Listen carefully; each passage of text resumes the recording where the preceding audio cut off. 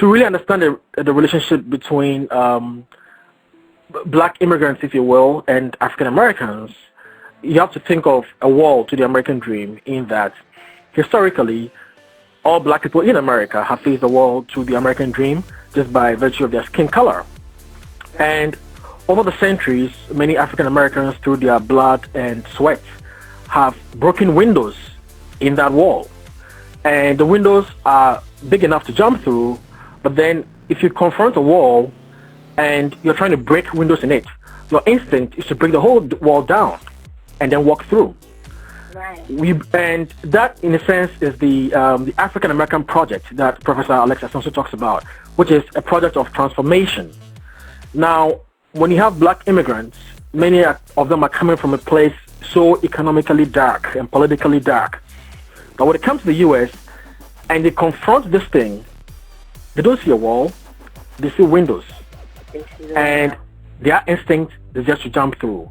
And in fact, it's those windows that brings them here, the windows to the American dream. And so for them, the black immigrant narrative is really, or the black immigrant project is a project of exploitation.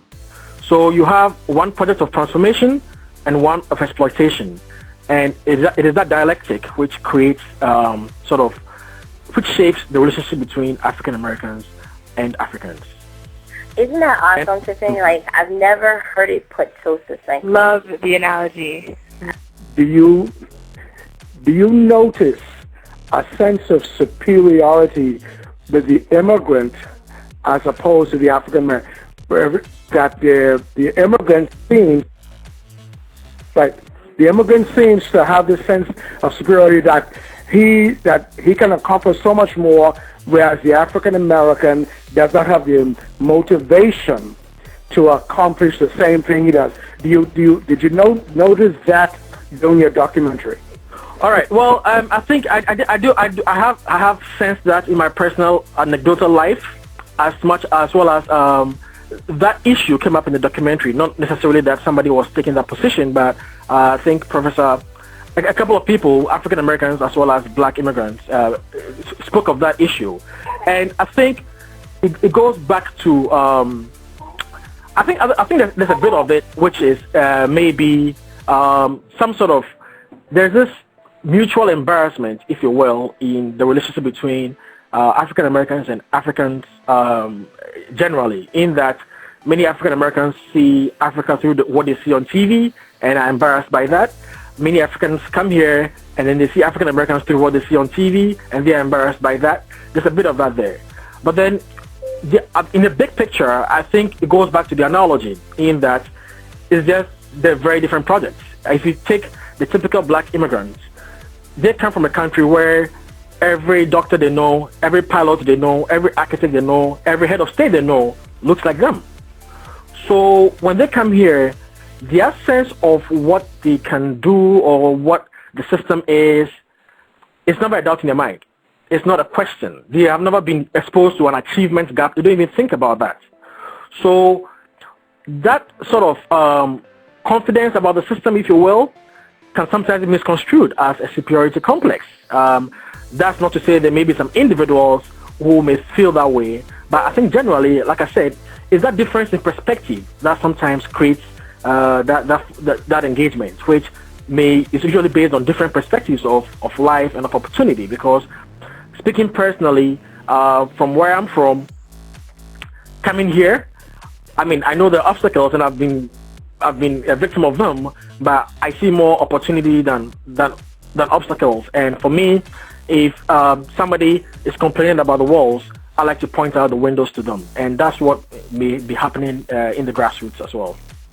Okay, so the second question is this: the immigrants, because he's coming from a depressed situation, he is more apt to see the windows rather than someone who's been here for years and years and been knocked down and abused and rejected.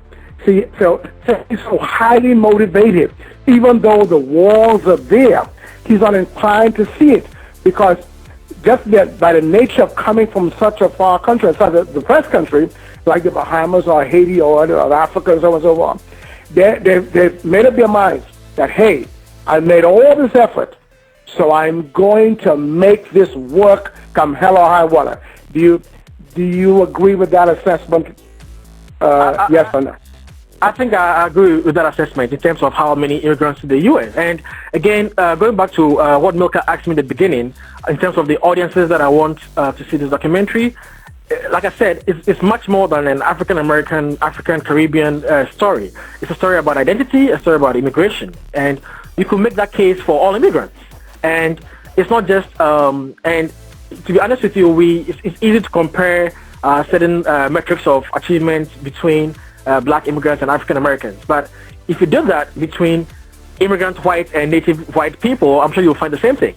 In that immigrants, by virtue of overcoming very, very adverse conditions and coming here, that's all they see. They're here for one thing. They're here to make $1, and that's all. They'll find opportunities to make that $1. They don't see it as their responsibility to transform the society. And again, going back to the African American perspective, I mean, it's easy for many immigrants to say, oh, all they see is walls. But the thing is, it's not just a matter of all they see is walls.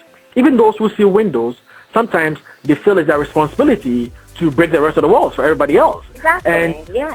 Actually, when I was at the University of Chicago, a young man made a very interesting point. He said he realized that many African Americans appear to tend to gravitate towards certain majors like sociology and political science and African American studies, etc. Whereas many immigrants just want to go to do medicine, economics, anything else, engineering. Hard science. It's something that I've also noticed. And so again, it's about even those who see the windows enough to be in college or in the grad school, they feel it as their responsibility to break the rest of the wall for everybody else. Yeah. My final question is this, and since I work in the homeless ministry, I work in the prison ministry, and I noticed this. By the second or third generation, they don't have the same goal and ambition. Have you discovered that so far? I mean, there is some research out there that says that second, third generation black immigrants see themselves more as African Americans. I mean, but the point is that yes, I mean, and it makes sense, right? It makes common sense that if you are second, third generation, where you grow up with the same narratives in your mind, you go to school the same, you hear the same things, you hear the same achievement gaps, you hear everything else. You will feel as part of the cause. And of course, the extent to which that person feels that whether African American or Haitian or whatever it is, will depend on the family where they are and what is being taught to them at home. And it's interesting. One other perspective is also depends on where you are born, in a way, because there's one. I have a black Panamanian immigrant who grew up in the South, and she said when she was in the South, you were black before anything else. So that's how she grew up. I remember her. Exactly. And then when she came to New York, then everybody flies their flag of being Trini, of being this and that. And so where you're born also makes a difference. But the point is noted, and I think there is research to support that. After the second, third generation, people feel more African American, and I think it makes common sense, and it's also human nature. Just as if you think of any corporation that is started by an entrepreneur, by the second, third generation, they wouldn't have the same motivation to run the company as their grandfather did.